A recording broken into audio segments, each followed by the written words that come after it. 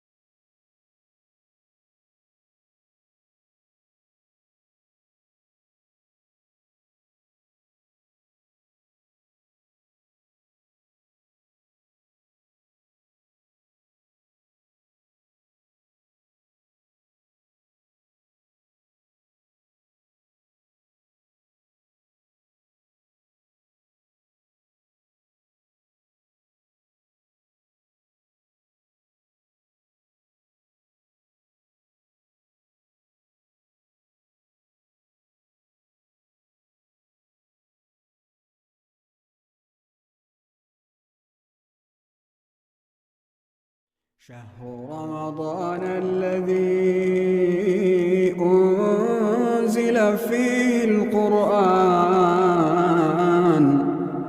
هدى للناس وبينات من الهدى والفرقان. Assalamualaikum warahmatullahi wabarakatuh. Alhamdulillahirabbil alamin. Alhamdulillah nahmaduhu wa nasta'inu wa nastaghfiruh wa na'udzubillahi min syururi anfusina wa min sayyiati a'malina. May yahdihillahu fala mudhillalah wa may yudlil fala hadiyalah. Asyhadu an la ilaha illallah wa asyhadu anna Muhammadar Rasulullah sallallahu alaihi wasallam wa ala alihi wa ashabihi amma ba'd. Alhamdulillahirabbil alamin. Alhamdulillah jazahumullahu khaira. Alhamdulillah jazakumullahu khaira. Semoga Allah memberi manfaat dan barokah. Semoga Allah paring sehat, waras, kuat, panjang umur yang barokah. Semoga Allah paring rizki yang halal, yang melimpah, yang barokah. Semoga Allah paring keluarga yang sakinah, mawaddah, warahmah.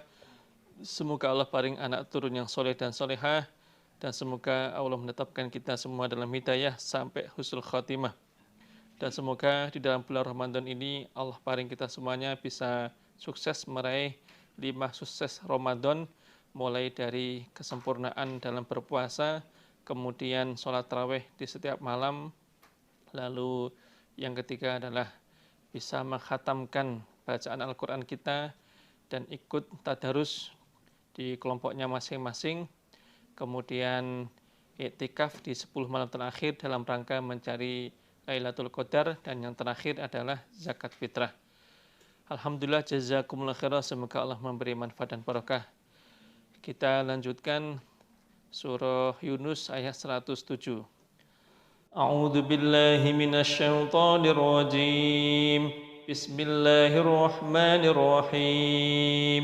Wa in yamsaskallahu bidurrin fala kashifa lahu illa hu wa in yuridka bi khairin fala radda li fadlihi yusibu bihi man yasha'u min 'ibadihi wa huwal ghafurur rahim. Qul ya ayyuhan nasu qad ja'akumul haqqu min rabbikum faman ihtada fa innama yahtadi li nafsihi وَمَا ضَلَّ فَإِنَّمَا يَضِلُّ عَلَيْهَا وَمَا أَنَا عَلَيْكُمْ بِوَكِيلٍ وَاتَّبِعْ مَا يُوحَى إِلَيْكَ وَاصْبِرْ حَتَّى يَحْكُمَ اللَّهُ وَهُوَ خَيْرُ الْحَاكِمِينَ. بسم الله الرحمن الرحيم. ألف لام را. كتاب أحكمت آياته ثم فصلا من لدن حكيم خبير. ألا تعبدوا إلا الله إنني لكم منه نذير وبشير. وأن استغفروا ربكم ثم توبوا إليه يمتعكم متاعا حسنا إلى أجل مسمى ويؤتي كل ذي فضل فضله وإن تولوا فإني أخاف عليكم عذاب يوم كبير. إلى الله مرجعكم وهو على كل شيء قدير. ألا إنهم يثنون صدورهم ليستخفوا منه ألا حين يستغشون ثيابهم يعلم ما يسرون وما يعلنون إنه عليم بذات الصدور. وما من دابة في الأرض إلا على الله رزقها ويعلم مستقرها ومستودعها كل في كتاب مبين. وهو الذي خلق السماوات والأرض في 6 أيام وكان عرشه على الماء ليبلوكم أيكم أحسن عملا. ولئن قلت إنكم مبعوثون من بعد الموت ليقولن الذين كفروا إن هذا إلا سحر مبين. ولئن أخرنا عنهم العذاب إلى أمة معدودة ليقولن ما يحبسه ألا يوم يأتيهم ليس مصروفا عنهم وحاق بهم ما كانوا به يستهزئون. ولئن أذقنا الإنسان منا رحمة ثم نزعناها منه إنه ليئوس كفور. ولئن أذقناه نعماء بعد ضراء مسته ليقولن ذهب السيئات عني إنه لفرح فخور.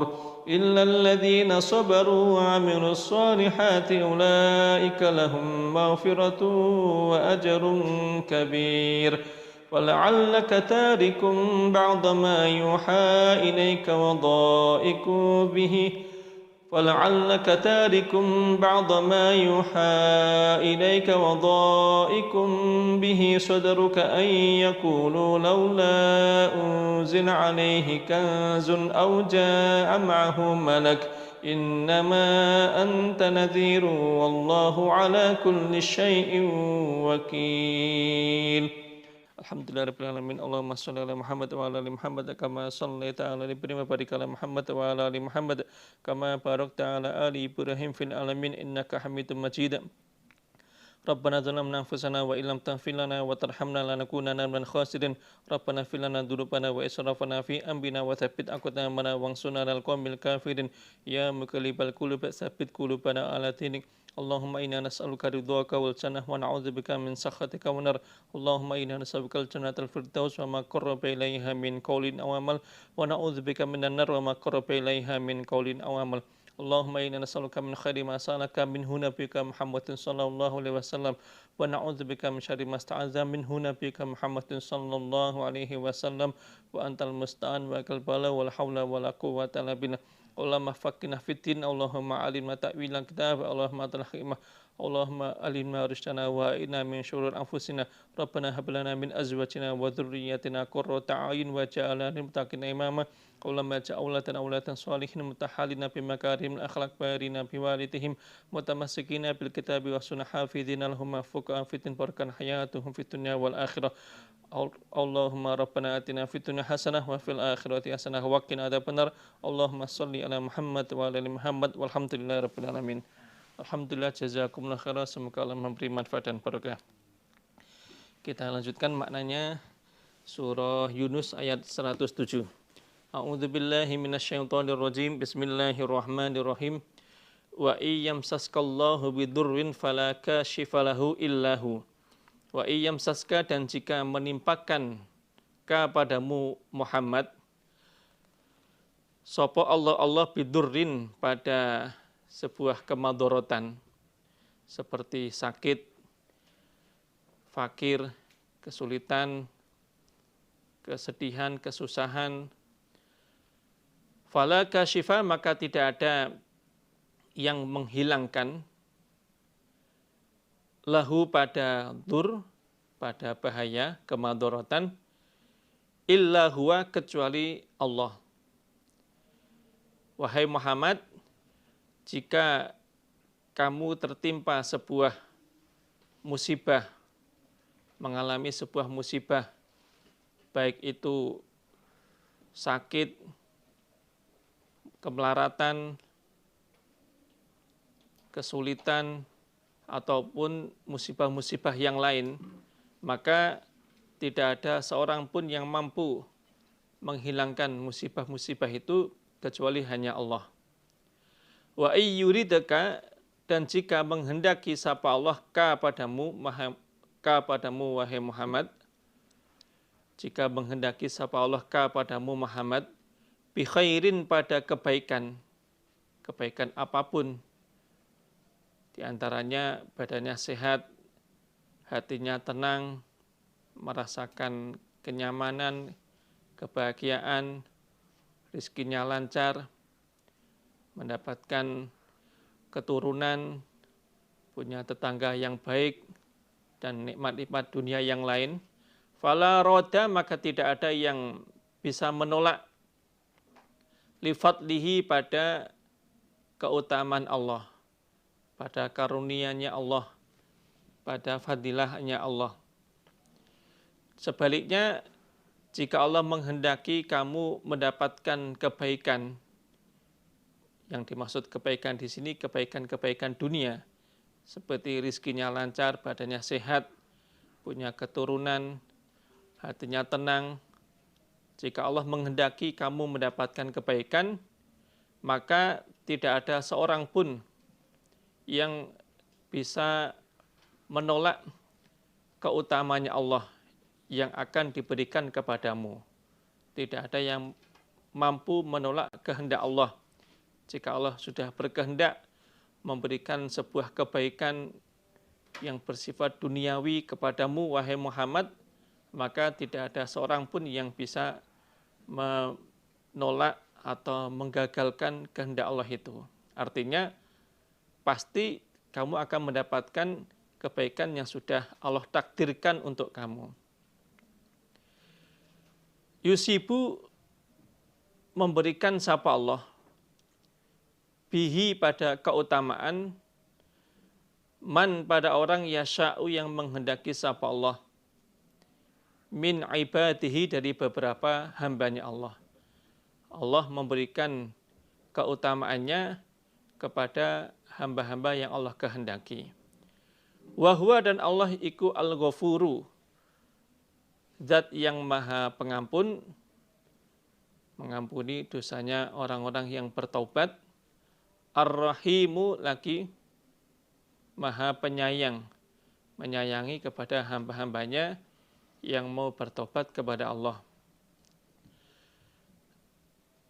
Dalam ayat ini, ayat 107 surah Yunus ini, Allah menjelaskan bahwa semua kebaikan dan keburukan itu semuanya datang dari Allah.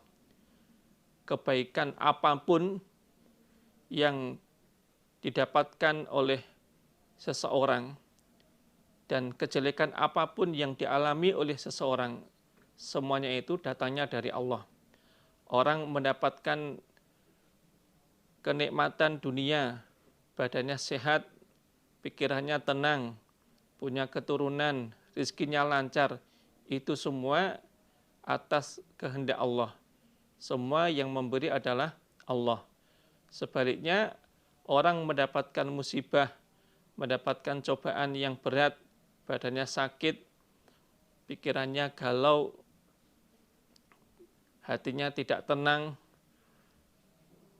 hartanya berkurang, dan cobaan-cobaan yang lain, itu semua juga datangnya dari Allah. Ini kesimpulan pertama dari ayat ini. Yang kedua, ayat ini juga menunjukkan bahwa ketika Allah berkehendak, apapun yang Allah kehendaki itu tidak ada seorang pun yang bisa menolak kehendak Allah. Kehendak Allah itu absolut, mutlak, tidak bisa dirubah, tidak bisa digagalkan oleh siapapun. Masya'a kana wa malam yasha' lam yakun. Apapun yang Allah kehendaki pasti terjadi. Wa malam yasha' lam yakun. Sebaliknya apapun yang tidak Allah kehendaki nggak akan mungkin terjadi, nggak akan mungkin wujud. Jika Allah menghendaki seseorang mendapatkan musibah, pasti orang itu mendapatkan musibah, pasti mengalami musibah yang Allah kehendaki itu. Dan tidak ada seorang pun yang bisa menghilangkan musibah itu dari orang tersebut. Begitu juga sebaliknya, jika Allah berkehendak memberikan sebuah nikmat kepada seseorang, tidak ada seorang pun yang bisa menggagalkannya. Kalau nikmat itu sudah berada dalam kekuasaan seseorang, tidak ada yang bisa mencabut kecuali hanya Allah. Ini menunjukkan bahwa masyiatullah, kehendak Allah itu kehendak yang mutlak, yang absolut, yang tidak bisa diganggu-gugat, tidak bisa digagalkan oleh siapapun. Dan ini menunjukkan bahwa Allah itu adalah satu-satunya Tuhan yang wajib untuk disembah. Dalam ayat ini Allah menjelaskan bahwa semua kebaikan dan semua keburukan itu terjadi atas kehendak Allah. Dan apa yang Allah kehendaki itu pasti terjadi. Segala sesuatu yang tidak Allah kehendaki tidak akan mungkin terjadi. Ketika seseorang mendapatkan nikmat, tidak ada orang yang bisa mencabut nikmat itu kecuali Allah. Ketika Allah berkehendak seseorang mendapatkan sebuah kebahagiaan, kenikmatan dunia, nggak ada yang bisa menggagalkan. Pasti orang itu mendapatkannya. Begitu juga ketika seseorang mengalami musibah, nggak ada yang bisa menghilangkan musibah itu kecuali hanya Allah. Ini menunjukkan bahwa Allah al-mustahiqu lil ibadah wahdahu, satu-satunya zat yang berhak untuk disembah oleh hamba-hambanya. Beda dengan Tuhan-Tuhan yang diyakini oleh orang-orang kafir, itu tidak bisa berbuat apa-apa, kehendaknya enggak mutlak. Kalau itu makhluk hidup, kehendaknya bisa digagalkan oleh orang lain. Apalagi kalau itu berupa benda mati, enggak bisa berbuat apa-apa. Nah, Allah kehendaknya itu mutlak, enggak bisa digagalkan oleh siapapun. Menunjukkan bahwa Allah adalah satu-satunya Tuhan yang berhak untuk disembah oleh hamba-hambanya. Dan ini juga menunjukkan sebagai petunjuk dari Allah, al-irsyad minallah, petunjuk dari Allah. Seseorang itu ketika mendapatkan nikmat supaya menyadari bahwa itu datangnya dari Allah. Kalau orang ketika mendapatkan nikmat bisa hatinya menyadari itu datangnya dari Allah, dia akan bisa bersyukur dan tidak akan sombong, tidak akan membanggakan nikmat itu. Dia menyadari nikmat itu dari Allah, dia akan bersyukur dan menggunakannya untuk kebaikan-kebaikan. Sebaliknya ketika orang itu mendapatkan musibah-musibah, dia ketika menyadari musibah itu juga datang dari Allah, dia tidak akan mengeluh. Dia akan bisa pasrah, ridho terhadap takdir yang sudah Allah tuliskan untuk dirinya.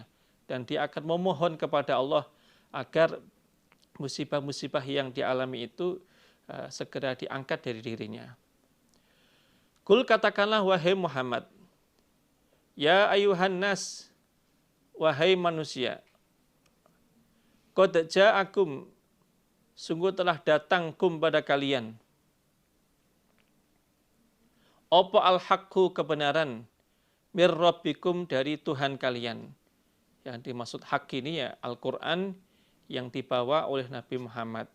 Wahai manusia, telah datang kepada kalian sebuah kebenaran dari Tuhan kalian, yaitu Al-Quran yang dibacakan oleh Nabi Muhammad kepada kalian.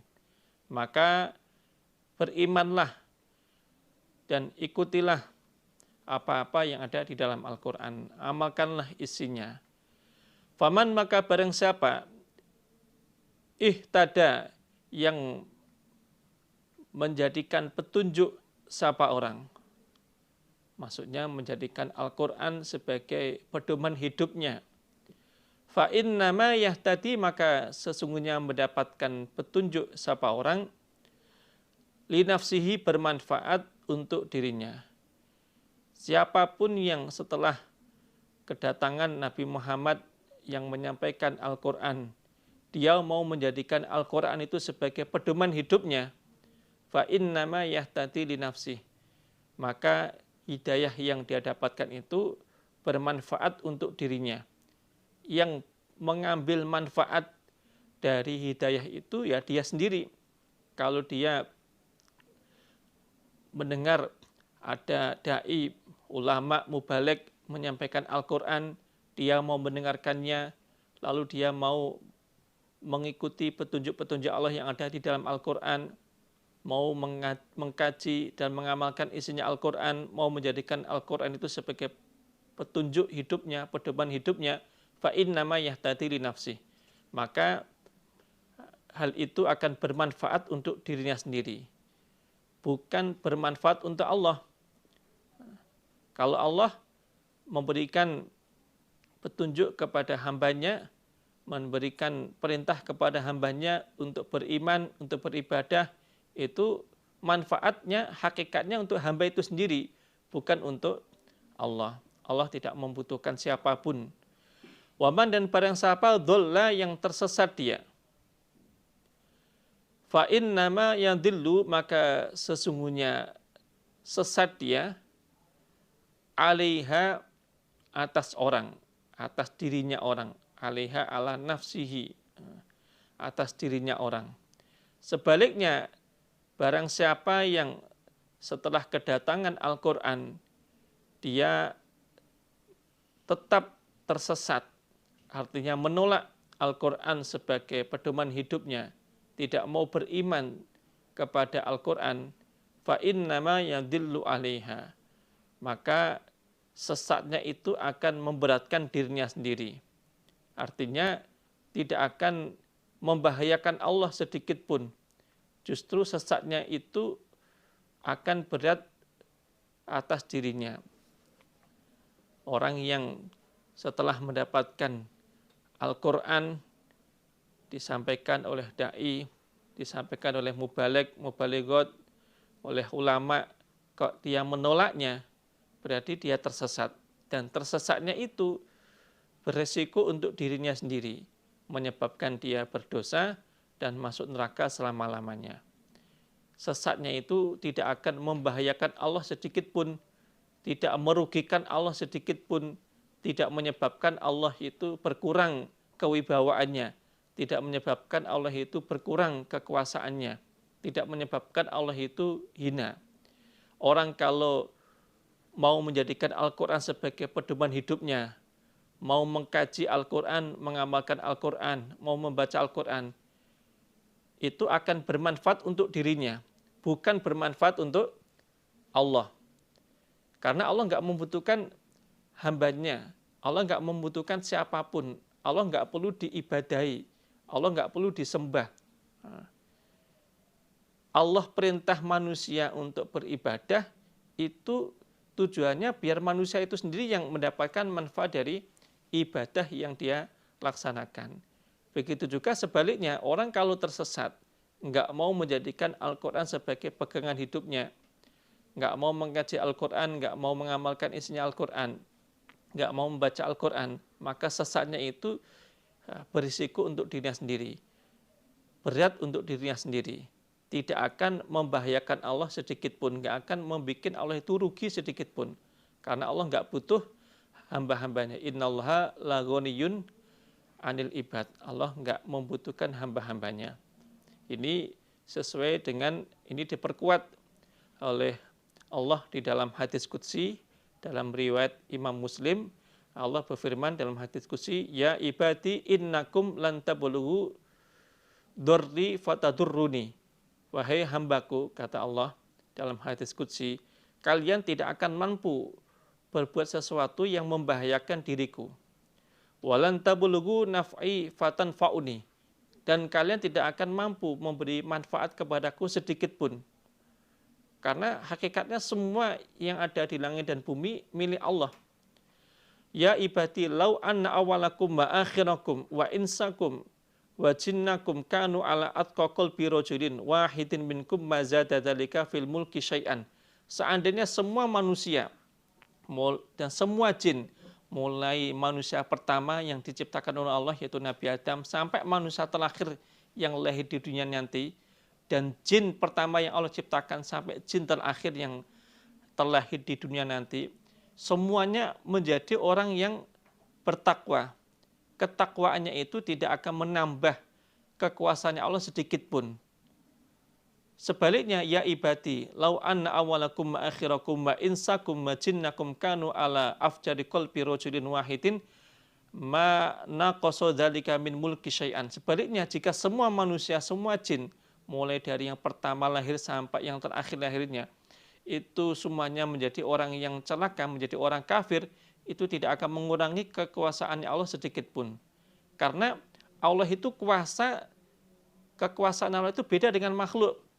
Kalau manusia itu menjadi orang mulia karena ada yang memuliakan. Manusia menjadi seorang raja karena ada rakyatnya. Kalau nggak ada rakyat, nggak akan mungkin bisa menjadi seorang raja. Manusia menjadi orang wibawa karena ada yang memuliakannya, ada yang mentakziminya. Manusia menjadi terhormat karena ada yang menghormatinya. Manusia punya kekuasaan karena ada rakyatnya. Kalau Allah nggak seperti itu. Allah itu zat yang mulia bukan karena dimuliakan oleh makhluk-makhluknya. Karena memang zat Allah itu mulia. Allah itu zat yang berkuasa karena Allah zatnya berkuasa, mampu melakukan segala sesuatu yang Allah kehendaki. Bukan karena ada bantuan dari makhluk-makhluknya.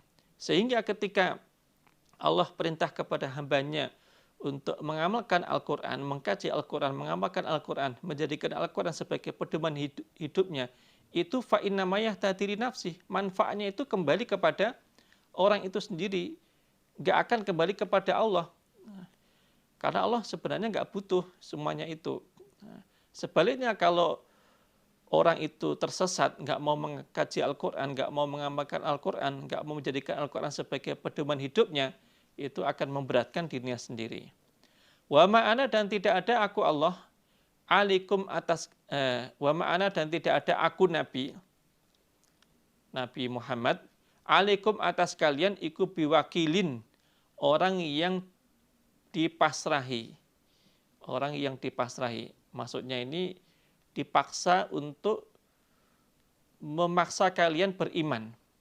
Jika kalian menolak Al-Quran yang saya bawa ini, tidak mau mengkaji, nggak mau mengamalkan, tidak mau menjadikan Al-Quran sebagai pedoman hidup kalian, wa ma'ana alaikum biwakil, aku oleh Allah tidak disuruh untuk memaksa kalian beriman.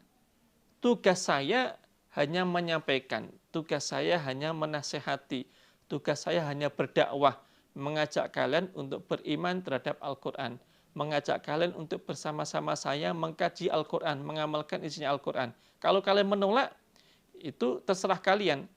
Saya nggak disuruh oleh Allah untuk memaksa kalian beriman. Nah ini mansuh, nasihatnya safe. Kalau orang menolak menjadikan Al-Quran sebagai pedoman hidupnya, ya harus diperangi.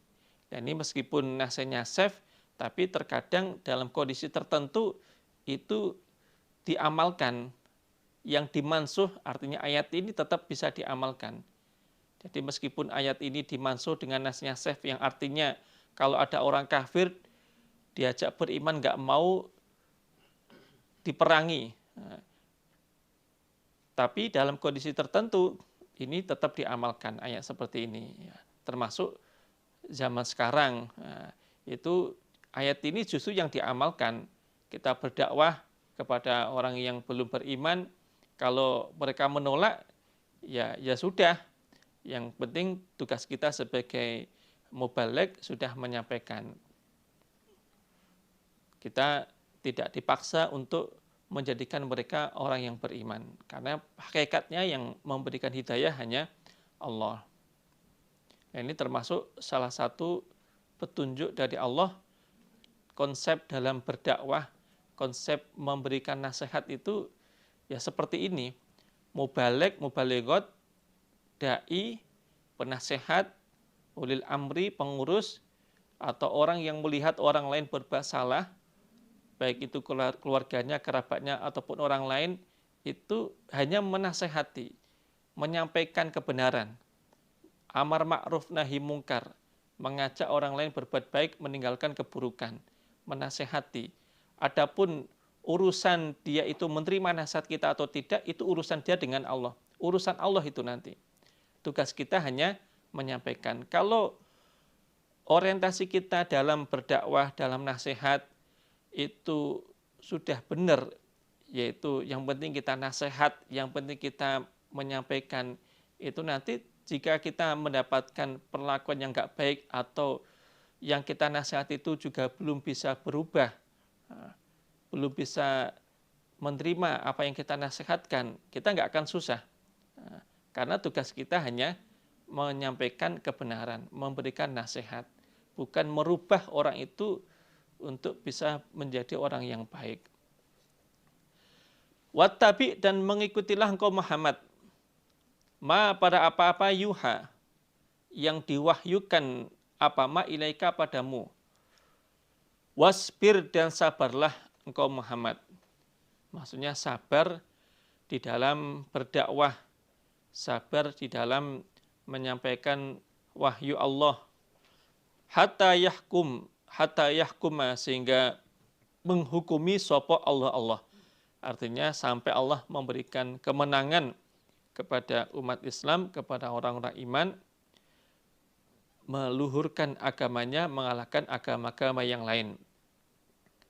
Dan engkau Muhammad supaya terus mengikuti apa-apa yang telah Allah wahyukan kepadamu. Artinya mengamalkan dan mendakwahkan Al-Quran yang telah Allah wahyukan kepada kamu, Al-Quran yang sudah Allah wahyukan kepada kamu itu kamu amalkan dan kamu dakwahkan, kamu sampaikan kepada orang lain.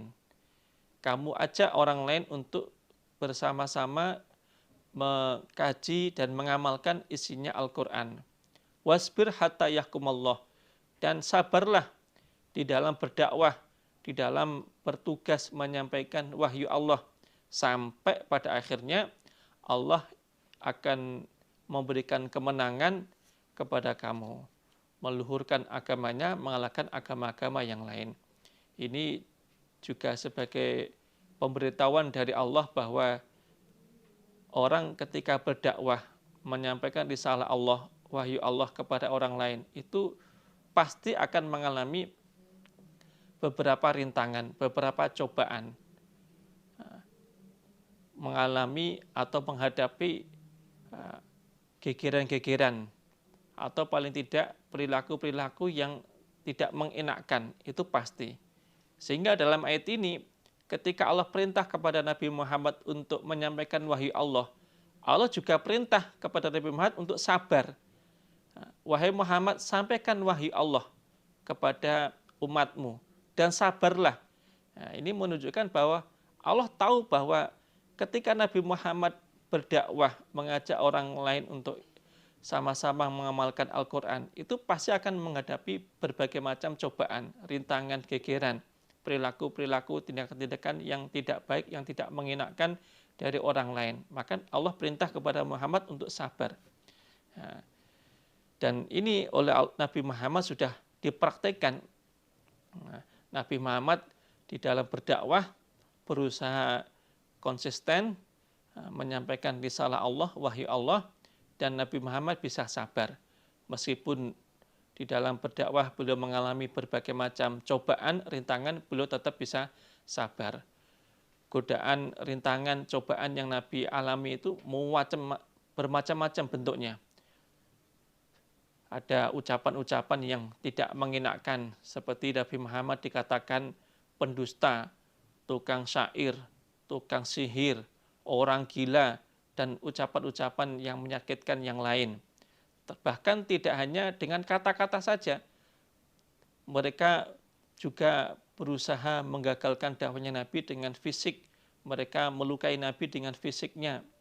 Pernah Nabi berdakwah di Taif, ditolak sama orang Taif, kemudian diusir sambil dilempari batu sampai kaki Nabi berdarah. Nabi pernah juga sedang sholat di Baitullah, ketika beliau sedang sujud, tiba-tiba di punggung Nabi itu dijatuhi isi perutnya unta. Pada waktu Nabi sedang sholat di Baitullah, orang kafir yang saat itu sedang berkumpul di Masjidil Haram, mereka menyuruh salah satu dari mereka untuk menyembelih satu ekor unta, kemudian mengambil isi perutnya dan meletakkannya di atas punggungnya Nabi. Sampai waktu itu Nabi tidak mampu berdiri dari sujudnya. Akhirnya dibantu sama putri tercintanya yaitu Fatimah, disingkirkannya kotoran unta itu, sehingga Nabi bisa bangun dari sujudnya. Bahkan rintangan cobaan yang Nabi hadapi itu tidak hanya menimpa Nabi saja, tapi juga menimpa orang-orang terdekatnya Nabi, kesayangannya Nabi, termasuk sahabat-sahabat tercintanya Nabi. Sahabat-sahabatnya Nabi banyak yang diintimidasi, bahkan ada yang disiksa seperti sahabat Bilal, itu disiksa oleh majikannya. Bahkan ada yang dibunuh, seperti bapaknya Ammar, yaitu sahabat Yasir dan istrinya, kemudian sahabat Hamzah setelah dibunuh bahkan perutnya itu disobek, dan masih banyak lagi cobaan-cobaan yang dialami Nabi selama berdakwah di jalan Allah, dan semuanya dihadapi Nabi dengan sabar sampai pada akhirnya yahkumallah, Allah memberikan kemenangan kepada Nabi, yaitu pada waktu Fathu Mekah itu tahun 8 Hijriah, Nabi berhasil menaklukkan kota Mekah. Wa huwa, dan Allah iku khairul hakimin, sebaik-baiknya zat yang menghukumi. Artinya hukumnya Allah itu hukum yang paling baik, hukum yang adil, tidak ada yang lebih adil daripada hukumnya Allah. Termasuk hukumnya Allah itu Allah memberikan kemenangan kepada Nabi karena kesabarannya di dalam berdakwah. Allah memberikan pertolongan sehingga Nabi bisa mengalahkan musuh-musuhnya. Alhamdulillah, surah Yunus sudah khatam. Kita lanjutkan surah Hud. Surah Hud ini termasuk surah Makkiyah, surah yang diturunkan oleh Allah kepada Nabi ketika Nabi belum hijrah ke Madinah. Kecuali firman-Nya Allah, wa aqimis shalah tarafayin nahar. Jumlah ayatnya ada 123 ayat. Dikatakan surah Hud karena di dalam surah ini ada ceritanya Nabi Hud. Bismillahirrahmanirrahim. Alif Lam Ra, salah satu ayat mutasyabihat. Kitabun, maksudnya hadza kitabun. Ini kitabun, sebuah kitab. Uhkimat yang dibuat menghukumi atau yang disempurnakan, dibagusi, dibikin bagus, dibikin baik, dibikin sempurna. Apa ayatuhu, ayat-ayatnya kitab. Al-Quran ini merupakan kitab yang ayat-ayatnya itu sempurna. Artinya nggak ada cacatnya. Dari segi bahasanya nggak ada cacatnya. Dari susunan kalimatnya juga nggak ada cacatnya. Semuanya baik dan isinya semuanya baik. Tidak ada yang bertolak belakang. Sempurna mulai dari ayat pertama sampai ayat terakhir. Semuanya sempurna, nggak ada cacatnya. Atau yang dimaksud uhkimat ayatu di sini maksudnya kitab Al-Quran itu merupakan kitab yang tidak akan dimansuh. Uhkimat berarti diberi mana? Ditetapkan. Jadi uhkimat itu bisa diberi makna disempurnakan apa ayatu ayatnya. Artinya Al-Quran itu merupakan kitab yang ayatnya sempurna. Artinya nggak ada cacatnya.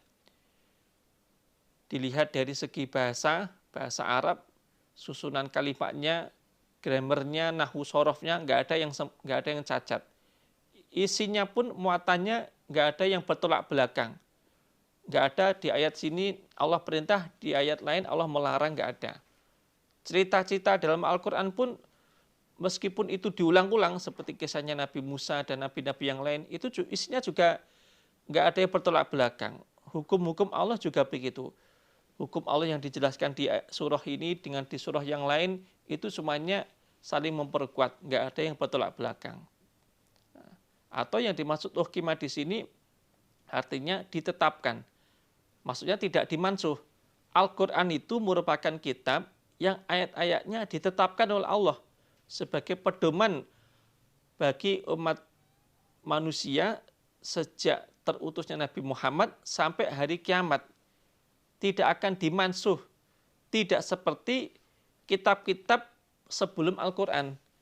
Kalau kitab-kitab sebelum Al-Quran, seperti Injil, Taurat, Zabur, Suhufi Musa, wa Ibrahim, itu semuanya dimansuh dengan Al-Quran. Kalau Al-Quran ini nggak dimansuh, berlaku mulai dari Nabi Muhammad diutus sampai hari kiamat. Semua manusia sejak zaman Nabi Muhammad sampai manusia terakhir nanti pedomannya yaitu Al-Quran. Tsumma kemudian fusilat, diterangkan apa Al-Quran, apa ayat Al-Quran. Maksudnya isinya Al-Quran itu menerangkan tentang syariat agama, tentang hukum halal haram, tentang berbagai macam penjelasan bab akidah, penjelasan tentang hukum halal dan haram, penjelasan perintah dan larangan Allah, dan syariat-syariat yang lain. Billadun hakimin, dari sisinya Allah zat yang maha menghukumi. Hakim itu bisa diberi makna menghukumi atau zat yang bijaksana. Artinya apapun yang Allah kehendaki, apapun yang Allah jelaskan di dalam ayat Al-Quran, itu semuanya penuh dengan hikmah. ketika Allah di dalam Al-Quran perintah hambanya untuk melakukan sesuatu, itu pasti di dalamnya ada hikmah yang pasti akan bisa dirasakan oleh hamba itu. Begitu juga masalah larangan, ketika Allah membuat sebuah larangan syariat yang melarang hambanya untuk mengerjakan suatu perbuatan atau ucapan, itu pasti di dalamnya juga ada hikmahnya. Apapun yang Allah bikin di dalam Al-Quran berupa syariat agama, halal haram, perintah dan larangan, itu semuanya ada hikmahnya. Khabirin, zat yang awas atau maha tahu. Karena Allah tahu segala sesuatu yang bermanfaat untuk hambanya. Sehingga syariat Allah di dalam Al-Quran itu semuanya penuh dengan hikmah. Allah tidak akan melarang hambanya, kecuali larangan itu pasti ada mandorot bagi hambanya. Allah tidak akan perintah kepada hambanya untuk mengerjakan sesuatu, kecuali pasti perintah itu ada manfaat bagi hambanya. Salah satu isinya Al-Quran, Allah ta'budu, bahwasanya jangan menyembah kalian illallaha, kecuali hanya Allah. Ini salah satu isi dari Al-Quran. Kalian jangan sampai menyembah siapa-siapa kecuali hanya kepada Allah. Ibadah kalian hanya kalian tujukan kepada Allah. Sehingga tidak boleh ibadah disertai dengan riya, pamer pendengaran, pamer penglihatan. Innani, sesungguhnya aku Nabi, lakum kepada bagi kalian, minhu dari Allah, nazirun, orang yang menakut-nakuti. Menakut-nakuti itu orang kafir, bahwa mereka akan mendapatkan siksaan. Basyirun, zat yang memberi kabar gembira. Kabar gembira kepada orang yang beriman bahwa mereka pasti akan mendapatkan pahala. Dan ketahuilah bahwa isinya Al-Quran adalah kalian tidak boleh menyembah, tidak boleh beribadah kecuali hanya kepada Allah. Dan ketahuilah bahwa aku Nabi adalah utusan Allah untuk kalian. Yang tugasku adalah memberi kabar penakut orang kalau tidak mau beriman sampai akhir hayatnya akan disiksa oleh Allah, dan memberi kabar gembira bahwa orang yang beriman pasti akan diberi surga oleh Allah. Ini tugasnya Nabi. Ini termasuk salah satu uslub di dalam Al-Quran, menjelaskan salah satu uslub atau metode di dalam berdakwah, memberikan nasihat, itu mencampurkan atau menggabungkan antara basyiron wa nadhiron. Terkadang orang itu dinasihati dengan dijelaskan tentang neraka, biar orang itu takut berbuat pelanggaran. Terkadang dinasihati tentang keindahan-keindahan surga, biar orang itu semangat berbuat kebaikan. Dan itu harus berimbang, biar tumbuh khosyah dan rojaknya, rasa takutnya kepada Allah, biar muncul dalam hatinya, tertanam dalam hatinya, sehingga ketika ada godaan-godaan setan untuk berbuat maksiat itu, kalau ada perasaan takut dalam hati, akan terjaga dari perbuatan maksiat. Dan muncul rojak itu selalu berharap ridhonya Allah, surganya Allah. Sehingga ketika ada bisikan-bisikan yang baik, ajakan-ajakan untuk berbuat kebaikan, ada semangat untuk berbuat kebaikan. Wa'an, dan bahwasanya istaghfiru, mintalah ampun kalian, robbakum, pada Tuhan kalian. Perbanyaklah istighfar, taubat kepada Allah. Tsumma, kemudian tubu, taubatlah kalian ilahi, kepada Allah.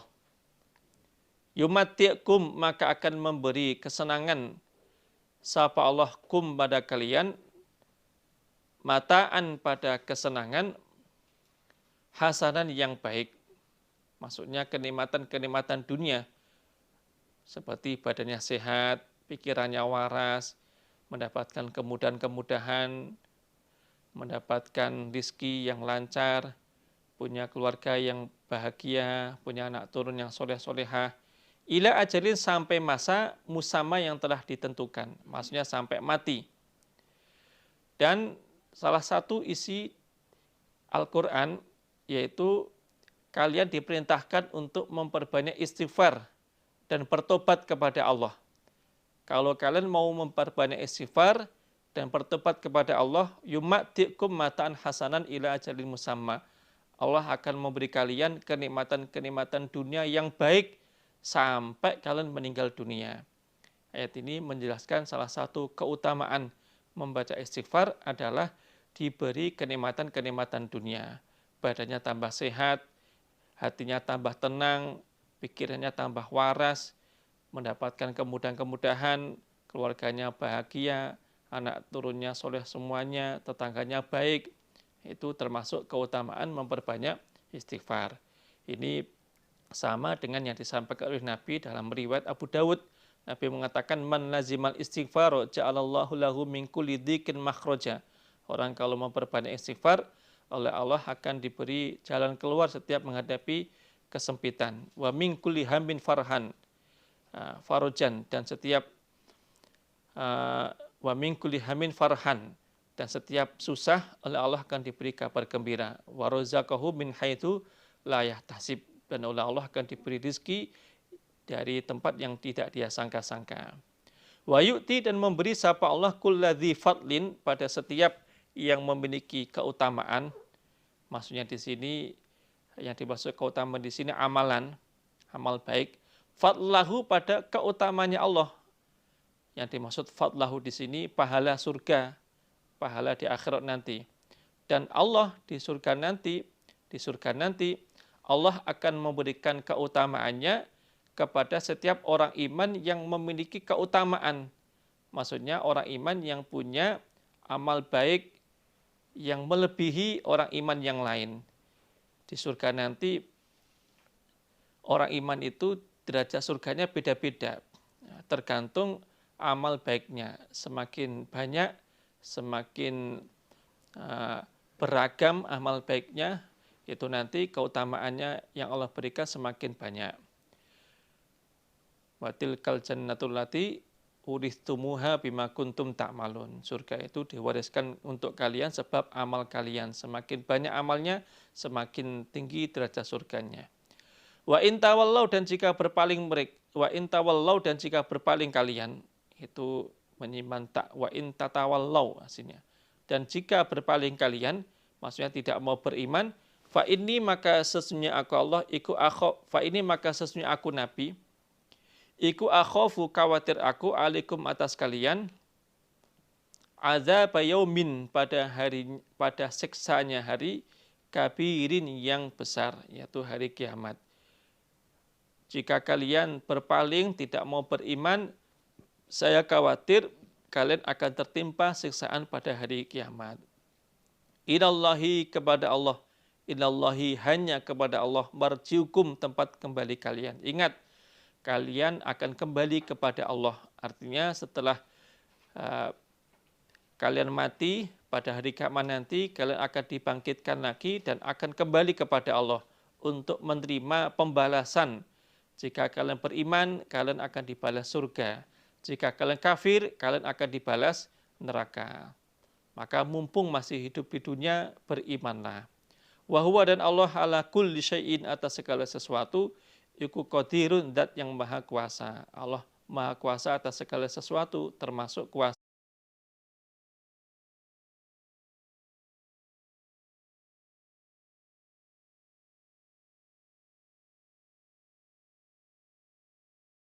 kepada Allah. Yumattikum mataan hasanan ila ajalin musamma. Allah akan memberi kalian kenikmatan-kenikmatan dunia yang baik sampai kalian meninggal dunia. Ayat ini menjelaskan salah satu keutamaan membaca istighfar adalah diberi kenikmatan-kenikmatan dunia. Badannya tambah sehat, semakin tinggi derajat surganya. Wa in tawallau, dan jika berpaling kalian, itu menyimpan tak, wa in tatawallau aslinya. Dan jika berpaling kalian, maksudnya tidak mau beriman, fa inni, maka sesungguhnya aku Allah, sesungguhnya aku Nabi, iku akhafu, khawatir aku, alaikum, atas kalian, azab yaumin, pada siksanya hari, kabirin, yang besar, yaitu hari kiamat. Jika kalian berpaling, tidak mau beriman, saya khawatir kalian akan tertimpa siksaan pada hari kiamat. Inallahi, kepada Allah, inallahi, hanya kepada Allah, marjiukum, tempat kembali kalian. Ingat, kalian akan kembali kepada Allah. Artinya setelah kalian mati pada hari kiamat nanti kalian akan dibangkitkan lagi dan akan kembali kepada Allah untuk menerima pembalasan. Jika kalian beriman, kalian akan dibalas surga. Jika kalian kafir, kalian akan dibalas neraka.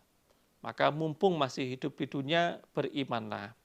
Wa huwa dan Allah ala kulli syai'in atas segala sesuatu, iku qadirun dat yang maha kuasa. Allah maha kuasa atas segala sesuatu, termasuk kuasa menghidupkan kalian setelah kalian mati, kuasa membalas kebaikan kalian, kuasa mampu menyiksa kalian jika kalian tidak mau beriman. Alhamdulillah, jazakumullah khairan. Semoga Allah memberi manfaat dan barokah istirahat. Assalamualaikum warahmatullahi wabarakatuh.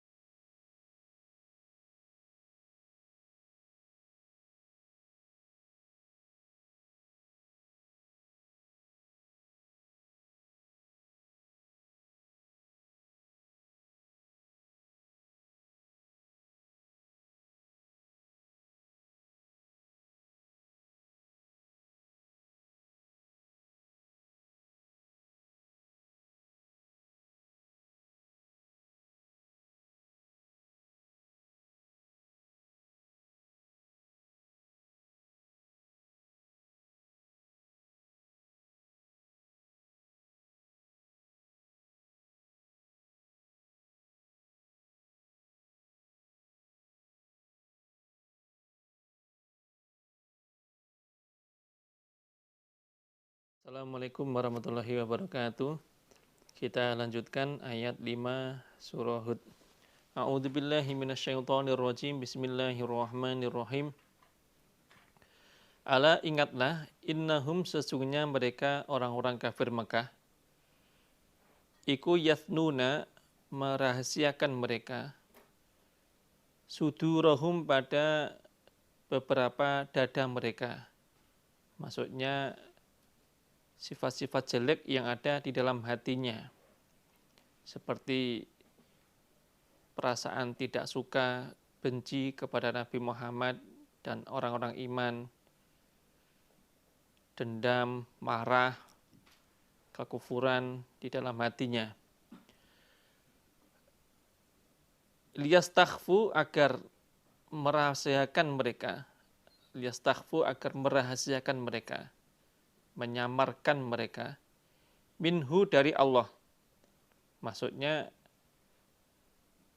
perasaan mereka, Allah tidak tahu isi hati mereka. Ala ingatlah hina yastagshuna, ketika menutupi mereka, siyabahum pada pakaian mereka. Maksudnya menutupi auratnya, badannya dengan pakaiannya. Ya'lamu, tahu sapa Allah. Ma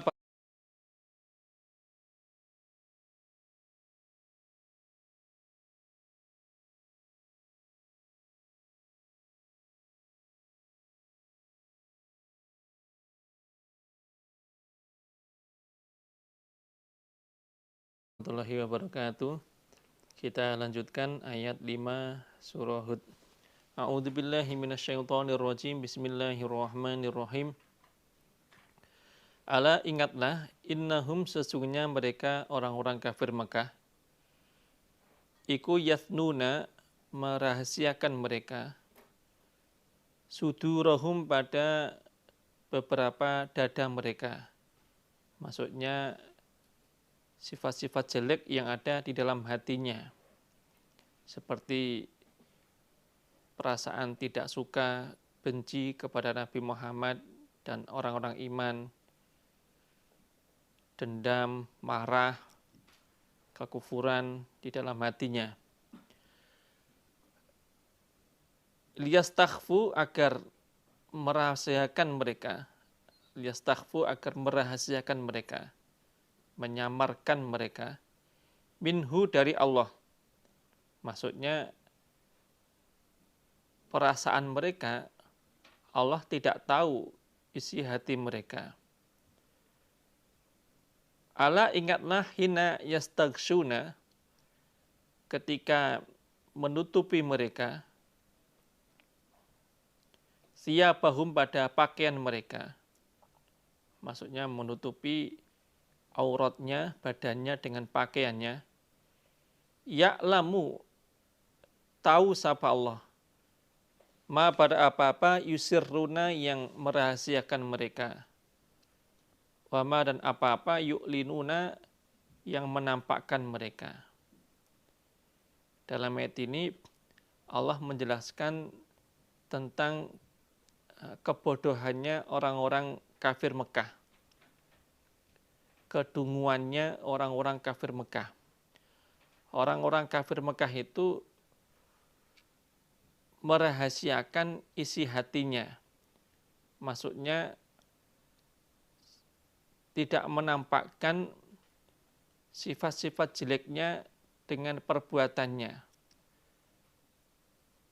Kejahatan, niat jelek, niat jahat, kemudian kedengkian, amarah, dendam yang ada di dalam hati mereka terhadap orang-orang iman itu dirahasiakan, tidak ditampakkan.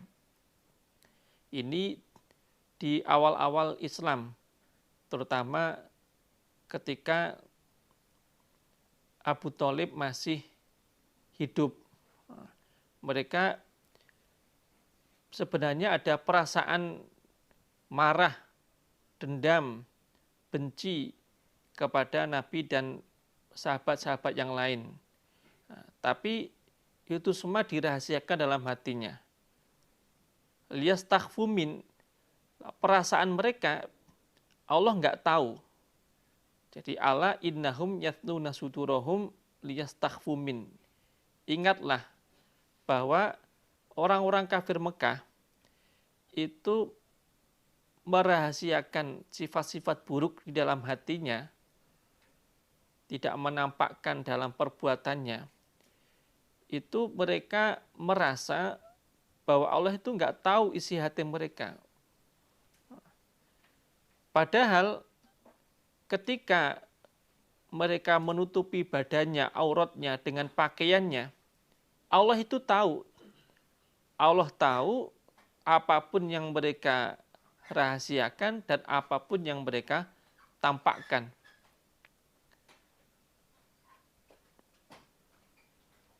Ini sababun nuzulnya ini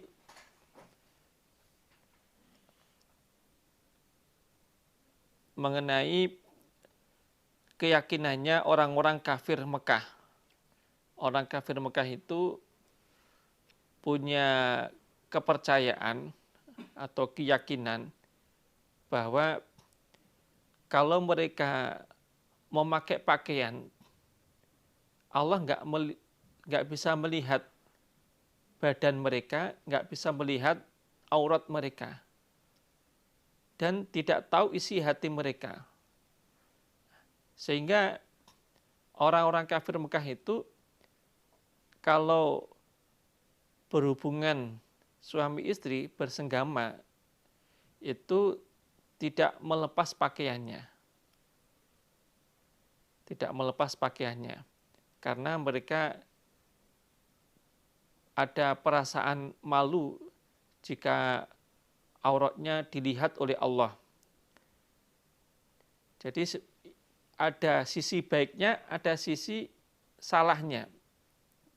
Mereka ada perasaan malu jika auratnya dilihat oleh Allah. Akhirnya ketika berhubungan suami istri, mereka tidak mau telanjang bulat. Mereka tetap pakai pakaian. Nah, tapi ada sisi salahnya. Rasa malu yang mendatangkan atau mengakibatkan punya pemahaman yang keliru. Yaitu mereka itu punya pemahaman bahwa jika mereka pakai baju, Allah nggak melihat aurat mereka. Allah nggak mengetahui badan mereka, nggak melihat auratnya. Kelirunya di situ. Lalu Allah menurunkan ayat ini. Allah tahu apapun yang mereka rahasiakan dan apapun yang mereka tampakkan, termasuk badan mereka. Meskipun tertutup oleh baju, Allah tahu. Bahkan isi hati mereka Allah pun juga tahu. Ini menyalahkan keyakinannya orang-orang kafir Quraisy yang punya keyakinan bahwa kalau mereka pakai baju, Allah nggak bisa melihat badan mereka. Kalau mereka pakai baju, Allah nggak bisa melihat aurat mereka. Kalau mereka pakai baju, Allah nggak ngerti isi hati mereka. Nah, itu keyakinannya orang kafir Quraisy. Terus Allah dibantah dengan ayat ini. Allah tetap tahu meskipun mereka pakai baju. Innahu, sesungguhnya Allah iku alimun, zat yang maha mengetahui bidatis sudur, dengan keadaannya hati. Dan Allah maha tahu keadaan hati setiap manusia. Apapun yang disimpan dalam hatinya manusia, baik sifat-sifat yang buruk maupun sifat-sifat yang baik, Allah tahu. Ayat seperti ini, kalimat innallaha alimun bidatis sudur, itu banyak dijumpai di dalam Al-Quran. Dan ini salah satu hikmahnya biar orang iman itu merasa bahwa Allah itu maha tahu. Orang kalau selalu merasa bahwa Allah maha tahu setiap isi hatinya, mendengar setiap ucapannya, mengetahui semua perilakunya, orang itu akan terjaga dari perbuatan-perbuatan maksiat. Tapi kalau orang nggak merasa diawasi oleh Allah, orang akan gampang tergoda oleh bujuk rayunya setan sampai akhirnya berbuat maksiat. Makanya di dalam Al-Quran banyak dijumpai kalimat-kalimat seperti ini. Yang maksud dari kalimat seperti ini, Allah mengajak orang iman untuk bisa merasa bahwa Allah itu maha tahu. Orang kalau merasa Allah itu terus mengawasi perilakunya, terus mendengarkan ucapannya, dan Allah juga perintah kepada malaikatnya untuk mencatat amal baik dan buruknya, dan Allah juga akan menyuruh setiap jengkal tanah yang ditempati oleh manusia untuk memberikan penyaksian pada hari kiamat nanti. Orang kalau merasa itu nanti akan terjaga dari pelanggaran-pelanggaran dan akan tambah tertib dalam melaksanakan kewajiban-kewajibannya. Sahabat Umar itu pernah suatu malam itu keliling-keliling bersama sahabat yang lain, Abdullah bin Dinar. Waktu itu menemani Umar keliling-keliling di Mekah, bertemu dengan seorang budak yang sedang mengembala beberapa ekor milik majikannya. Terus Umar ingin menguji amanahnya budak ini. Kira-kira budak ini amanah atau tidak, dikasih kepercayaan sama majikannya untuk mengembalakan kambing-kambing milik majikannya, amanah apa enggak budak ini. Umar bertanya kepada budak itu, "Wahai budak, ini kambingnya saya beli satu ya," kata Umar. Kata budak itu, "Oh enggak boleh." Nah kenapa? Karena ini bukan milik saya, ini milik majikan-majikan saya. Kata Umar, "Halah enggak apa-apa, nanti kalau saya beli satu, terus nanti kalau kamu pulang, majikanmu tanya, kok kambingnya kurang satu, kamu jawab, kambingnya dimakan serigala." Beres kan? Kata budak itu, meskipun majikan saya nggak tahu dan mungkin percaya dengan omongan saya seperti itu, tapi Allah tahu. Umpama saya ngomong kambingnya itu dimakan serigala, majikan saya percaya, tapi kan Allah tahu kalau saya bohong. Begitu mendengar ucapan budak seperti itu, Khalifah Umar waktu itu langsung menangis. Terus paginya itu Umar mendatangi majikannya budak itu dan membelinya, kemudian dimerdekakannya. Terus Umar berkata, "Ucapanmu kemarin itu membuat kamu menjadi orang merdeka. Semoga di akhirat nanti kamu dimerdekakan oleh Allah dari api neraka." Dia bisa amanah seperti itu karena dia merasa setiap perilakunya diawasi oleh Allah. Termasuk juga ada kisah lain dari sahabat Umar. Beliau pernah keliling-keliling di perkampungan yang ada di Madinah sana. Kemudian beliau mendengar ada seorang perempuan menyuruh putrinya untuk mencampur air susu dengan air biasa, biar ketika dijual mendapatkan keuntungan yang banyak. Kata putrinya, "Ini dilarang sama Khalifah Umar, kita nggak boleh menipu orang di dalam berjual, kita harus jujur." Kata ibunya, "Nggak apa-apa, Umar nggak tahu, Umar sekarang lagi tidur." Kata putrinya, "Kalau toh Umar nggak tahu, Allah tetap tahu." Akhirnya anaknya ini tetap nggak mau nuruti perintah ibunya yang maksiat itu. Begitu Umar mendengar ucapan anak itu, Umar langsung merasa bangga punya ruqyah seperti itu. Kalau dalam riwayat lain sampai akhirnya diambil menantu sama Umar bin Khattab. Dan itu juga kisah yang menunjukkan bahwa orang kalau merasa diawasi oleh Allah, dia akan terjaga dari perbuatan-perbuatan buruk.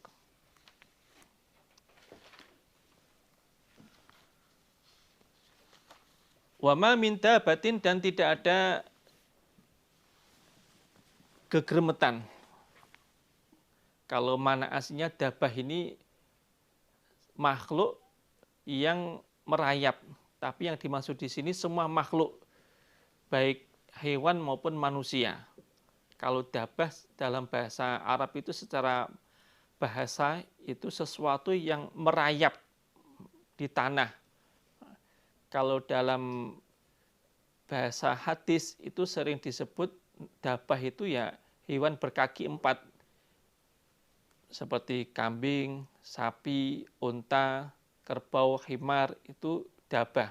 Tapi yang dimaksud di sini semua makhluk Allah yang hidup, baik manusia maupun hewan. Fil ardi, di dalam bumi, illa kecuali Allah, atas Allah, rizkuha, rizkinya.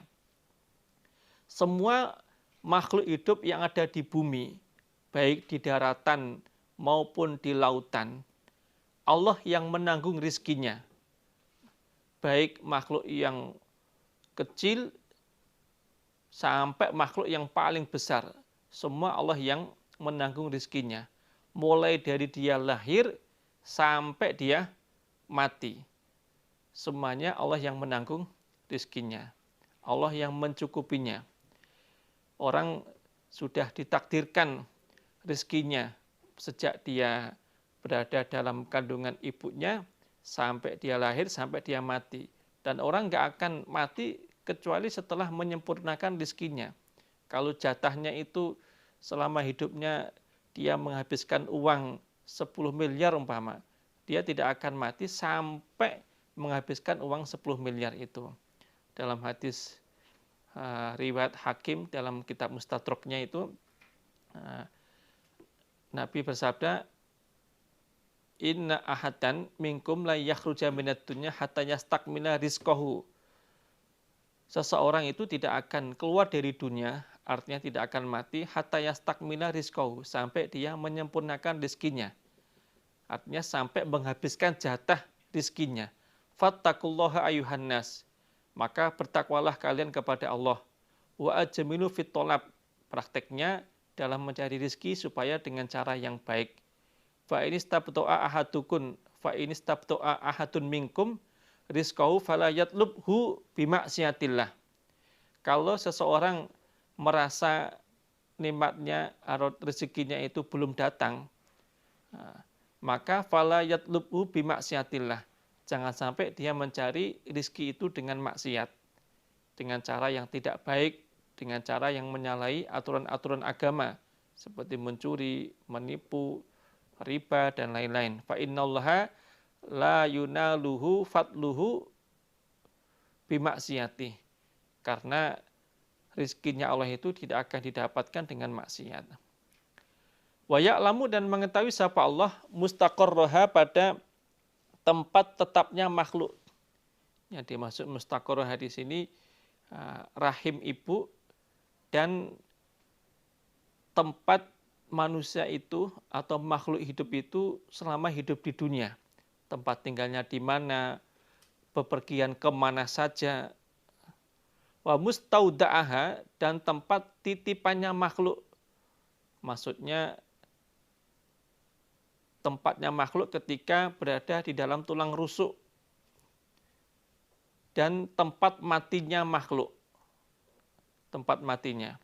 Allah itu tahu semua makhluknya, dimanapun makhluknya berada, baik ketika makhluknya itu masih berada di dalam rahim ibunya, atau di dalam rahim induknya, maupun tempat makhluk itu ketika sudah lahir di dunia, ketika dia bertempat di mana saja, Allah tahu.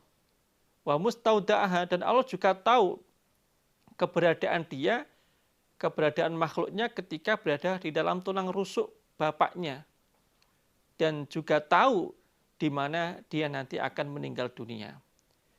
Jadi semua makhluk yang ada di bumi ini, Allah lah yang menanggung rezekinya. Dan Allah Maha tahu keadaan makhluknya, posisi makhluknya di mana saja Allah tahu. Makhluknya berada di tempat mana saja Allah tahu. Di mana makhluk itu nanti akan mati, Allah tahu. Dan semuanya akan ditanggung rezekinya. Mulai yang ada di ujung bumi bahkan timur sampai barat, Allah semua tahu makhluk-makhluknya. Mulai yang ada di permukaan sampai yang ada di dalam tanah, Allah juga tahu. Di atas laut maupun di bawah laut, Allah juga tahu. Semuanya makhluk Allah keberadaannya diketahui oleh Allah dan semuanya oleh Allah ditanggung rezekinya. Nggak ada satupun yang luput dari rezekinya Allah. Sampai-sampai meskipun makhluk itu kelihatannya nggak ada makhluk lain yang membantu, itu nanti kalau takdirnya itu dia hidup di dunia dan tumbuh dewasa, tetap oleh Allah akan diberi kasih makan sampai akhirnya dia bisa tumbuh. Salah satu guru kami pernah cerita, ada burung gagak itu bertelur, terus begitu menetas burung gagak itu kan warnanya hitam. Begitu menetas itu warnanya putih. Burung gagak ini kaget. Loh, kalau dibahasakan itu, saya hitam kok anak saya putih. Ini anak saya apa bukan ini? Akhirnya ditinggal pergi. Nah, anak ini karena nggak ada yang ngasih makan, induknya pergi, nggak ngasih makan. Nah, burung gagak yang masih kecil ini yang baru lahir, baru menetas, itu kelaparan. Karena kelaparan, terus keluar air liurnya dari mulutnya. Terus membusuk di pinggir-pinggirnya mulut. Begitu membusuk, keluarlah dut itu belatung, keluar belatung. Nah, belatung itu kan sifatnya mencari sumbernya bau busuk itu. Begitu belatungnya keluar dari air liur yang sudah membusuk itu, mencari tempat atau sumbernya air liur itu. Dia masuk ke mulut. Begitu masuk ke mulut, sama burung gagak itu ditelan. Begitu seterusnya. Sampai akhirnya bulunya yang asalnya putih berubah menjadi hitam. Terus induknya datang, melihat anaknya burungnya jadi hitam, bisa menerima anaknya. Oh, berarti anak saya betul ini. Karena sama-sama hitamnya. Itu termasuk cara Allah menghidupkan makhluknya yang sudah Allah takdirkan lahir di dunia dan bisa tumbuh dewasa. Kullun semuanya fi kitabin, di dalam sebuah kitab, yaitu Lauhul Mahfuz mubinin yang jelas.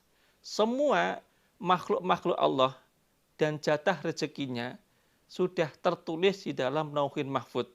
Bahkan 50.000 tahun sebelum Allah menciptakan langit dan bumi, Allah sudah menulis siapa-siapa yang akan hidup di dunia, baik manusia maupun hewan, dan berapa umurnya, berapa jatah rezekinya berupa apa saja, makanannya berupa saja, semuanya sudah tertulis rapi di dalam Lauhul Mahfuz 50.000 tahun.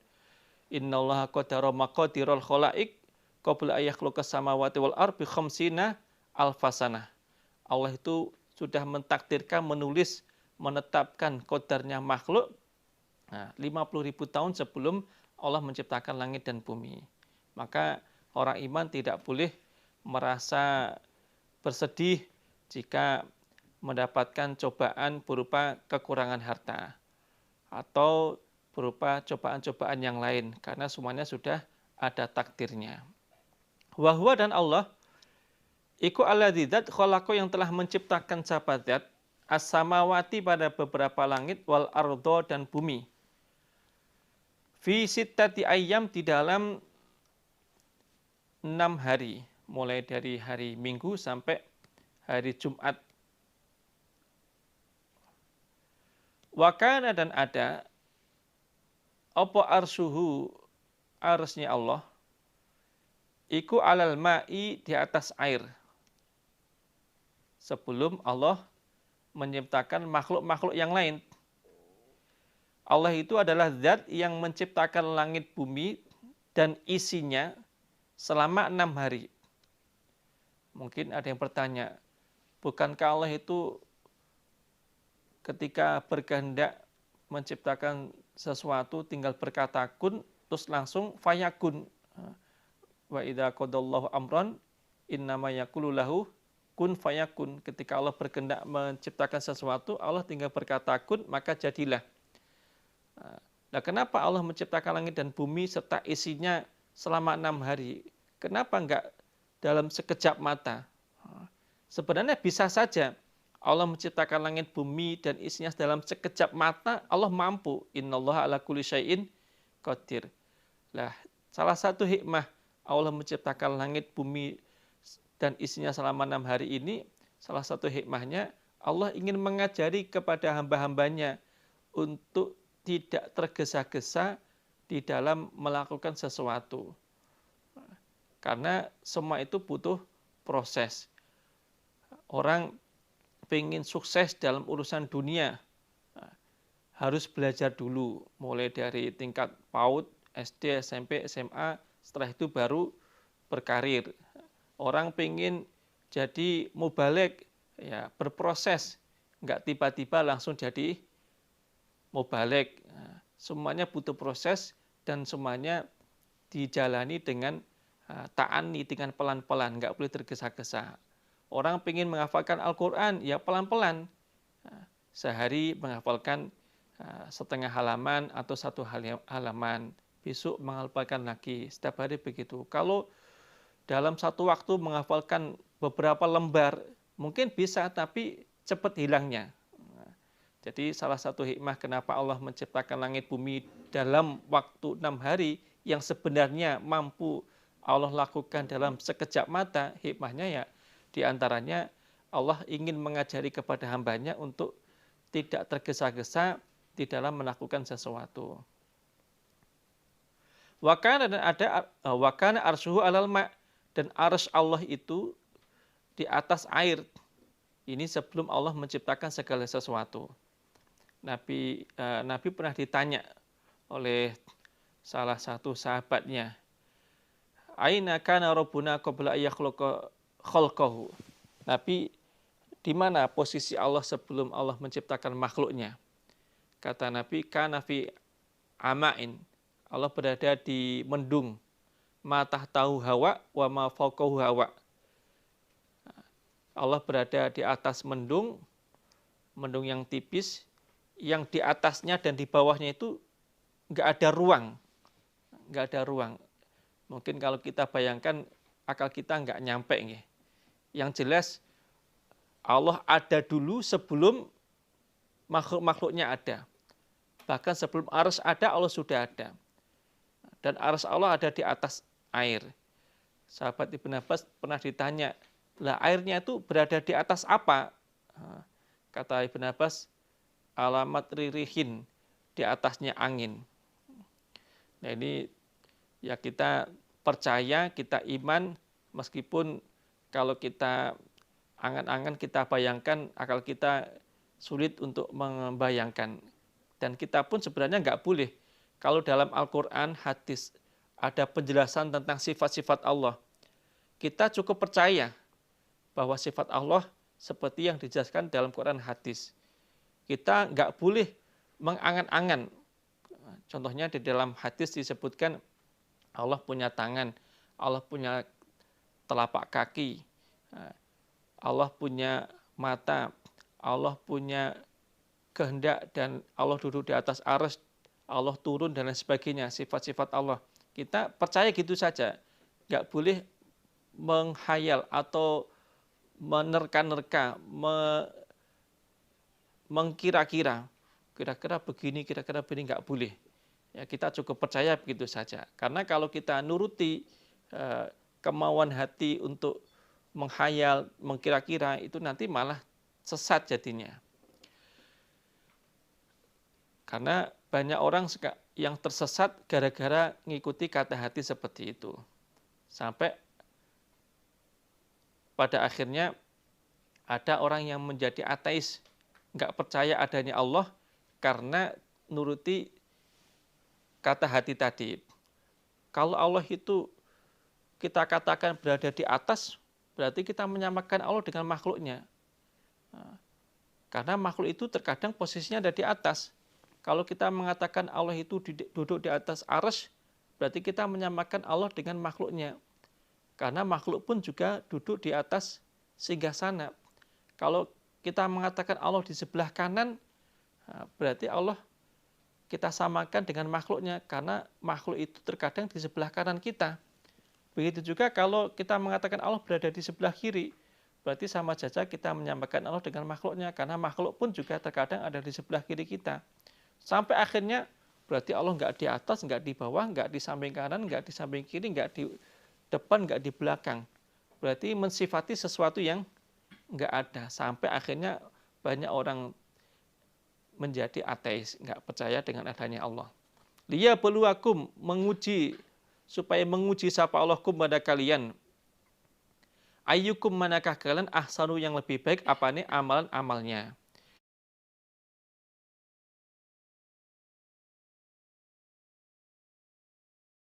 Dalam musibah, dia tidak yakin bahwa suatu saat Allah akan memberikan nikmat lagi.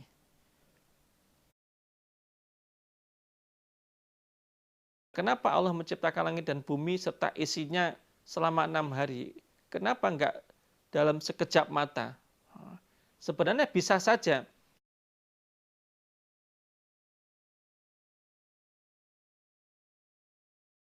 Dengan menciptakan langit bumi seisinya itu, Allah ingin tahu siapa di antara kalian yang mau menggunakan nikmat-nikmat itu untuk beribadah kepada Allah. Dan siapa di antara kalian yang justru menggunakan nikmat itu untuk berbuat maksiat. Wala in kulta, dan jika berkata engkau Muhammad, innakum, sesungguhnya kalian, ikum mab'utsuna, orang-orang yang dibangkitkan, mim ba'dil mauti, dari setelahnya mati. Layakulanna, niscaya akan berkata sungguh, sapa Allah, dan arsy Allah ada di atas air. Sahabat Ibnu Abbas pernah ditanya, lah airnya itu berada di atas apa? Kata Ibnu Abbas, alamat ririhin, di atasnya angin.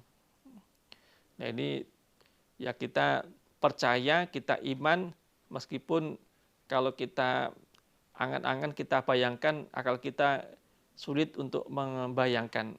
Dan kita pun sebenarnya nggak boleh. Kalau dalam Al-Quran, hadis, ada penjelasan tentang sifat-sifat Allah, kita cukup percaya bahwa sifat Allah seperti yang dijelaskan dalam Quran hadis. Kita nggak boleh mengangan-angan. Contohnya di dalam hadis disebutkan Allah punya tangan, Allah punya telapak kaki, Allah punya mata, Allah punya kehendak, dan Allah duduk di atas arsy, Allah turun, dan lain sebagainya, sifat-sifat Allah. Kita percaya gitu saja, nggak boleh menghayal atau menerka-nerka, mengkira-kira, kira-kira begini, kira-kira begini, nggak boleh. Ya, kita cukup percaya begitu saja. Karena kalau kita nuruti kemauan hati untuk menghayal, mengkira-kira, itu nanti malah sesat jadinya. Karena banyak orang yang tersesat gara-gara ngikuti kata hati seperti itu. Sampai pada akhirnya ada orang yang menjadi ateis, nggak percaya adanya Allah karena nuruti kata hati tadi. Kalau Allah itu kita katakan berada di atas, berarti kita menyamakan Allah dengan makhluknya. Karena makhluk itu terkadang posisinya ada di atas. Kalau kita mengatakan Allah itu duduk di atas arsy, berarti kita menyamakan Allah dengan makhluknya. Karena makhluk pun juga duduk di atas singgasana.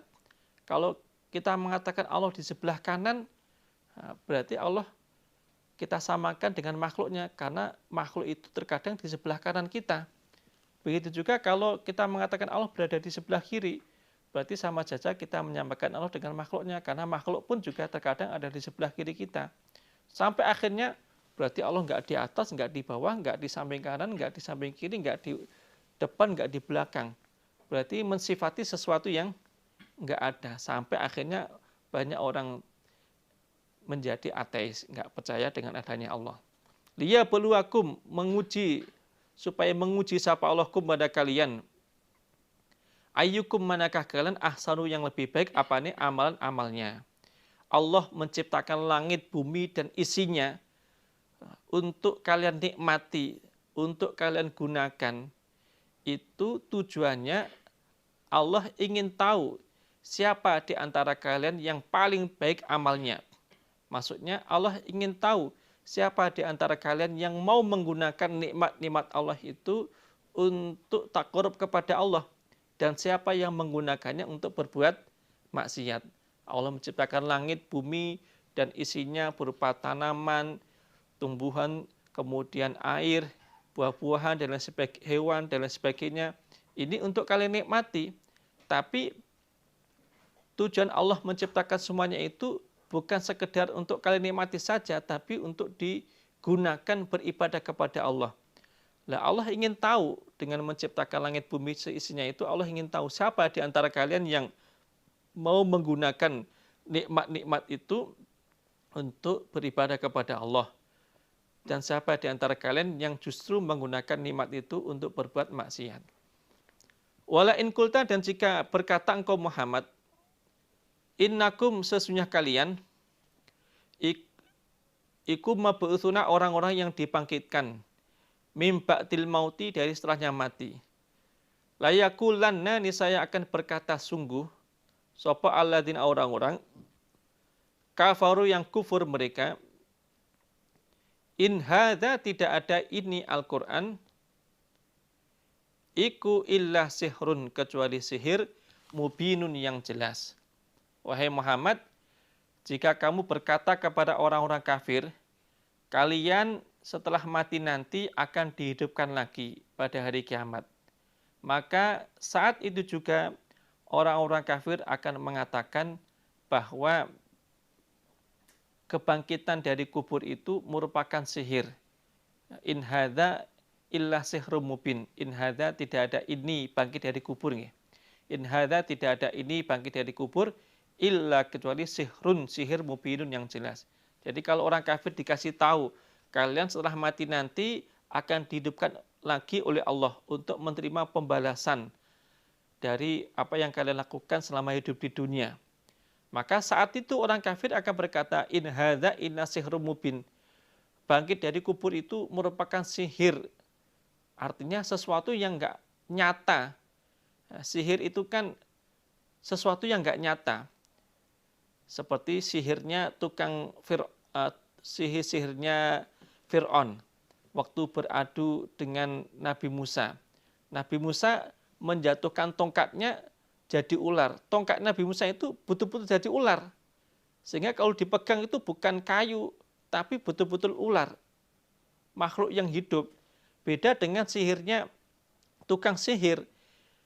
Tongkat yang mereka lemparkan itu sebenarnya tetap tongkat, nggak berubah jadi ular. Yang disihir itu matanya manusia. Orang yang melihat saat itu, melihat tongkat itu seakan-akan berubah jadi ular. Padahal sebenarnya kalau dipegang ya tetap kayu. Begitu juga tali-tali yang dilemparkan oleh tukang sihir, itu masih berupa tali. Meskipun ketika dilihat itu ya bergerak itu, tapi sebenarnya kalau dipegang ya tetap tali, nggak akan menggigit, nggak berubah menjadi makhluk, tetap benda mati. Itulah sihir. Sihir itu sesuatu yang bukan hakiki, bukan sebenarnya. Maksudnya ini mereka mengatakan bahwa bangkit dari kubur itu merupakan sihir, artinya sesuatu yang nggak nyata, nggak mungkin terjadi. Walain akharna, dan jika menunda kami Allah, anhum, dari mereka, al-adzaba, pada siksaan, ila ummatin, pada masa, ma'dudatin, yang telah dihitung, yang telah ditentukan, layakulunna, niscaya akan berkata sungguh mereka orang kafir, kenapa yahbisuhu, menahan sapa Allah hu, pada siksaan. Ini perkataan yang sebenarnya menghina. Jika aku Allah menunda siksaannya orang-orang kafir sampai masa yang telah ditentukan, yaitu hari kiamat, maka orang kafir akan berkata, kenapa Allah menunda siksaannya untuk kami? Kenapa kalau memang kami ini orang-orang yang Allah benci, Allah nggak segera mendatangkan siksaannya untuk kami? Berarti dengan kami sampai saat ini masih hidup, tidak mendapatkan siksaan, berarti kami ini berada dalam kebenaran. Kalau memang kami salah, tentu Allah akan segera mendatangkan siksaannya untuk kami. Ala yauma ya'tihim, ala ingatlah, yauma ya'tihim pada harinya datang apa siksaan him pada mereka. Laisa tidak ada apa siksaan iku masrufan, dipalingkan, anhum dari mereka. Pasti akan menimpa mereka, nggak mungkin dipalingkan dari mereka. Wahaqo dan turun, bihim menimpa mereka, apa-apa, maksudnya siksa, kanu yang ada mereka, bi dengan ma iku yastahziuna, menghina mereka. Siksaan yang mereka hina artinya yang tidak mereka percaya adanya. Ingatlah bahwa ketika siksaan itu datang kepada mereka, siksaan itu tidak akan dipalingkan dari mereka. Siksaan yang mereka hina, yang tidak mereka percaya akan turun menimpa mereka, siksaan itu pasti akan turun menimpa mereka. Ketika sudah tiba waktunya, Allah mendatangkan siksaan itu kepada mereka, siksaan itu tidak akan dipalingkan dari mereka. Pasti akan menimpa mereka. Wala in adzaqna, dan jika menyicipkan kami Allah al-insana pada manusia, manusia yang kafir. Minna dari kami Allah rahmatan pada sebuah rahmat. Kasih sayang, maksudnya di sini nikmat dunia. Seperti badannya sehat, keadaannya aman, hatinya bahagia, rezekinya lancar, punya anak, usahanya berhasil. Tsumma kemudian naza'naha, mencabut kami Allah ha pada rahmat, ha pada nikmat. Minhu dari insan, sehingga yang asalnya sehat jadi sakit, yang asalnya rezekinya banyak jadi sedikit, yang asalnya hatinya tenang menjadi sedih, khawatir. Innahu sesungguhnya insan iku la ya'usun, niscaya putus asa. Putus asa dari rahmatnya Allah. Maksudnya ini sedih banget sampai membuat dia ini putus asa dari rahmatnya Allah. Meyakini atau punya perasaan Allah nggak akan memberi rahmat lagi. Kafurun, lagi banyak kafirnya. Maksudnya tidak syukur terhadap nikmatnya Allah yang sudah pernah dia rasakan. Dalam ayat ini Allah menjelaskan salah satu sifatnya orang kafir. Orang kafir itu ketika saya beri rahmat, maksudnya nikmat dunia, seperti badannya sehat, kondisinya aman, rezekinya lancar, punya anak turun. Kemudian nikmat-nikmat itu saya cabut, saya hilangkan darinya. Yang asalnya sehat jadi sakit, yang asalnya bahagia jadi sedih, yang asalnya aman jadi dihantui perasaan takut, yang asalnya rezekinya lancar jadi seret. Saat itu dia putus asa dari rahmatnya Allah. Artinya dia merasakan kesedihan yang luar biasa. Sampai dia putus asa, merasa Allah nggak akan memberi dia nikmat lagi. Seakan-akan dia merasa seakan-akan dia terus dalam keterpurukan, terus dalam cobaan, terus dalam musibah. Dia tidak yakin bahwa suatu saat Allah akan memberikan nikmat lagi. Dan saat itu pula dia kafur, banyak kufurnya, artinya dia tidak mensyukuri nikmat yang sudah ada. Ini salah satu sifatnya orang kafir. Allah menjelaskan seperti ini, maksudnya orang iman seperti kita